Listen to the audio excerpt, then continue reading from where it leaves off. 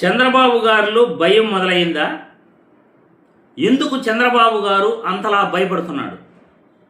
ఈ మధ్య జగన్మోహన్ రెడ్డి అన్నట్లు నిద్రలో కూడా చంద్రబాబు గారు ఆ పేరు తలవంగానే ఉలిక్కిపడి నిద్రలేచి ఆయన భయపడతాడు అని ఏదైతే జగన్మోహన్ రెడ్డి అన్నాడో నిజంగా ఆ మాటలు నిజమేనేమో అనిపిస్తున్నాయి.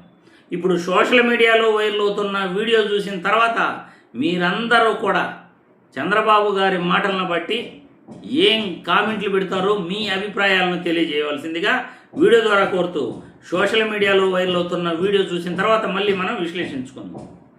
ఈరోజు మళ్ళీ నిన్న వచ్చి అంటున్నారు మ్యావిగన్ అంట. ఆ మ్యావిగన్ నాకేమర్థం మీకు అర్థమైందా? చిన్న పిల్లలు అడిగిన చీ కొడతారు.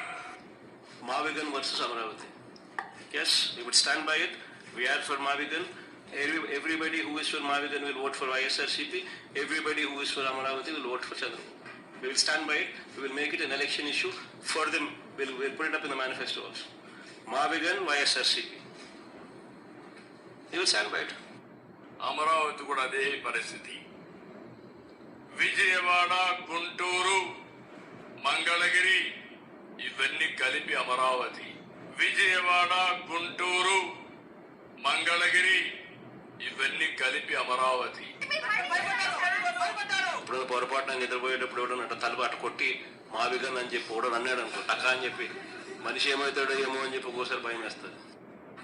చూశారుగా, మావిగన్ అని ఫస్ట్ జగన్మోహన్ రెడ్డి ప్రతిపాదించినప్పుడు రాష్ట్ర రాజధానిగా మచిలీపట్నం, విజయవాడ, గుంటూరును ఒక ప్రాంతంగా కనెక్టివిటీ ఇచ్చి దాన్ని రాజధానిగా ప్రకటిస్తే దేశంలో గొప్ప రాజధాని అవుతుంది, తీర ప్రాంతం ఉన్న రాజధాని అవుతుంది అని జగన్మోహన్ రెడ్డి మొట్టమొదటిసారి అనౌన్స్ చేసినప్పుడు మావిగనంట అంటూ కిండలగా మాట్లాడిన, ఏకచకంగా మాట్లాడిన చంద్రబాబు నాయుడు గారు ఇప్పుడు జగన్మోహన్ రెడ్డి ఇదే మావిగన్తోనే నేను ఎలక్షన్కి వెళ్తాను, ఏపీ రాజధానిగా మావిగన్ అని వైఎస్ఆర్సీపీ, అమరావతి అని టీడీపీ పార్టీలు మేము ఇదే విధంగా ఎలక్షన్కి వెళ్తాం, ఎవరు గెలుస్తారో ప్రజల అభిప్రాయమే తెలుసుకుందాం అంటూ జగన్మోహన్ రెడ్డి ఏదైతే మళ్ళీ జూలై 1వ తేదీ మాట్లాడాడో ఆ మాట్లాడిన మాటల తర్వాత నిజంగా చంద్రబాబు నాయుడులో భయం మొదలైనట్టుంది. నిన్న 16వ తేదీ, జూలై 16వ తేదీ మావిగన్ ప్రాంతాన్ని ఆయన డైరెక్ట్గా ఒప్పుకున్నట్లే మాట్లాడుతున్నాడు. విజయవాడ, గుంటూరు, మంగళగిరి ప్రాంతాలను అమరావతి కింద మనం తీసుకొని వీటిని రాజధానిగా మనం చేసుకుందాము అన్నట్లు చంద్రబాబు నాయుడు చెబుతుంటే ఇక మచిలీపట్నం ఏముంది, మచిలీపట్నం కూడా కలుపుకునేస్తే దీన్నే మావిగన్ అంటారు. అన్నీ అభివృద్ధి చెందిన ప్రాంతాలు. అమరావతిలో నువ్వు కొత్త బిల్డింగ్లు కట్టాల్సిన అవసరం ఏముంది? గుంటూరు మరియు విజయవాడ మధ్యలోనే నువ్వు ఎంచక్క 2-3 బిల్డింగ్లు అది తక్కువ కాస్ట్తో కట్టేసి మచిలీపట్నాన్ని కలుపుకుంటే గొప్ప తీర ప్రాంతం అవుతుంది. కాబట్టి మచిలీపట్నం, విజయవాడ, గుంటూరు జగన్మోహన్ రెడ్డి చెప్పినట్లు చంద్రబాబు కూడా ఆటోమేటిక్గా మావిగన్కే ఓటేసినట్లు, మావిగన్ ప్రాంతాన్ని ఈయన ప్రజలకు భయపడి ఒప్పుకున్నట్లుగా ఇప్పుడు క్లియర్గా తెలుస్తూ ఉంది చంద్రబాబు గారి మాటల్ని. కాబట్టి మచిలీపట్నం, విజయవాడ, గుంటూరు ప్రాంతాలని డైరెక్ట్గా ప్రకటించండి ఇదే రాజధాని అని చెప్పేసి. ఇక అమరావతిలో ఖాళీ బీడు భూముల్లో మీరు బిల్డింగ్లు కట్టాల్సిన అవసరం లేదు కదా, లక్షల కోట్లు దారపోసి అక్కడ రోడ్లు వేయాల్సిన అవసరం లేదు కదా.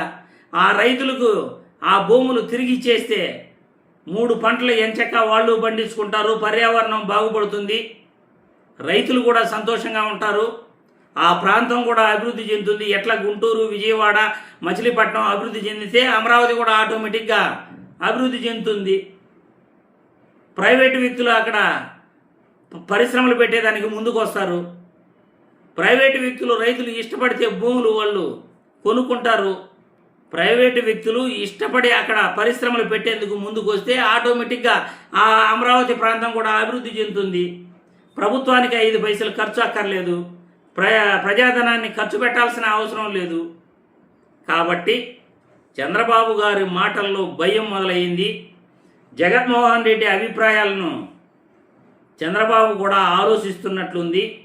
కాబట్టే ఈ 3 ప్రాంతాలకి రాజధానిగా ప్రకటించి గొప్ప తీర ప్రాంతం ఉన్న రాజధానిని అభివృద్ధి చేసుకోకపోతే ప్రజలు మనకు ఓటీరు. జగన్మోహన్ రెడ్డి సరైన సమయంలో సరైన విధంగా మావిగన్ ప్రాంతాన్ని ఎలక్షన్ వరకు తీసుకెళ్దాం అని చెప్పడాన్ని చంద్రబాబు పూర్తిగా భయపడ్డాడు. ప్రజలు మనకు ఓట్లేరు.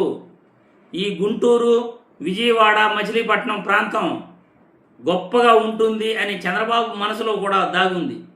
అందుకే ఆయన చెప్పకనే గుంటూరు, అమరావతి, మంగళగిరి ప్రాంతాలు రాజధాని అని ఒప్పుకుంటున్నాడు. ఇంకాస్త ఇంకొక అడుగు ముందుకేసి మచిలీపట్నం కూడా అనేస్తే అందరూ కూడా సంతోషిస్తారు. అక్కడ అమరావతిలో బిల్డింగ్లు కట్టాల్సిన పనే లేదు.